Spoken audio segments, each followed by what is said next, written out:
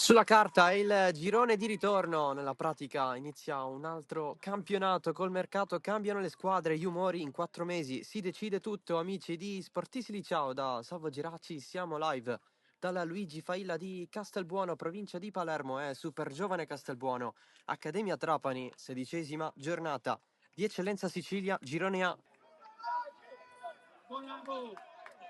Secan, limite, va con il destro debole. Cross in mezzo verso Guadagnoli che non ci può arrivare. Il rilancio. Un colpo di testa per metterla in profondità. Occhio alla super giovane che va con Prestiani. Mistretta.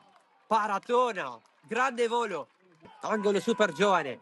La battuta in mezzo. Sotto porta. L'intervento di Salvadori alla prima da titolare. Sblocca questa partita 1-0.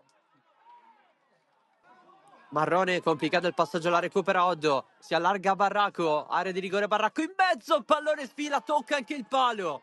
L'aveva a disposizione Secan, poi l'arbitro fischia perché secondo il suo giudizio è stato commesso fallo. Cammareri, cross in mezzo, Guadagnoli la sfiora, Secan. Sistema i suoi, Mistretta. La battuta di Orozco verso il centro, colpo di testa centrale. Da riprendere la super giovane con più spazio.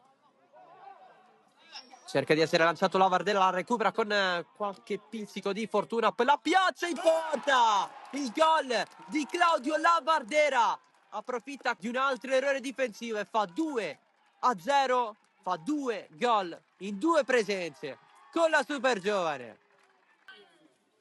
Parte Campanella in mezzo di testa, lo stacco fuori di pochissimo di Giargiù. Campanella batte verso la porta, voleva più giro. Cross in mezzo con il pallone toccato e calciato subito dopo da Iannazzo. Battuta corta, a sorpresa il tiro potente di Francesco Barracco. Super gol di Barracco, l'Accademia la riapre.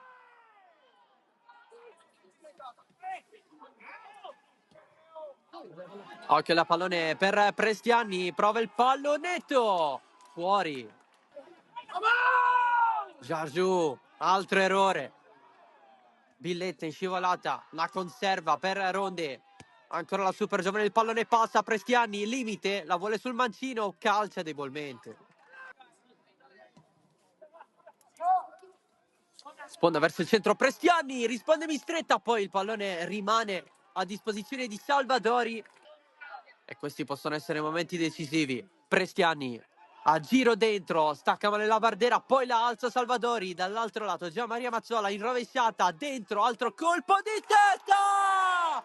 Bendisi, il capitano, fa 3-1, un'azione forzata che è andata a continuare fino alla fine. Sarà rinvio, è finale, e infatti è ufficiale questo 3-1 della super giovane Castelbuono contro l'Accademia Trapani.